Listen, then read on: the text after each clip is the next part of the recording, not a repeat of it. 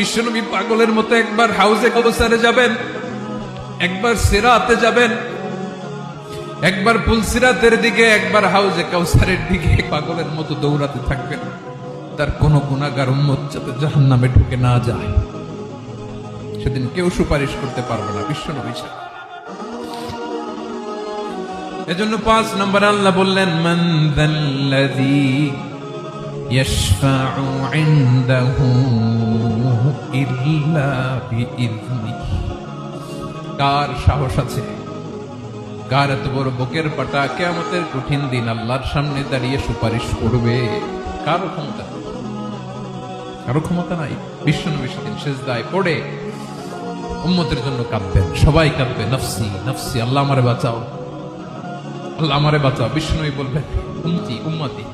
বিশ্বনবী আমার জন্য কাঁদবেন, আপনার জন্য কাঁদবেন।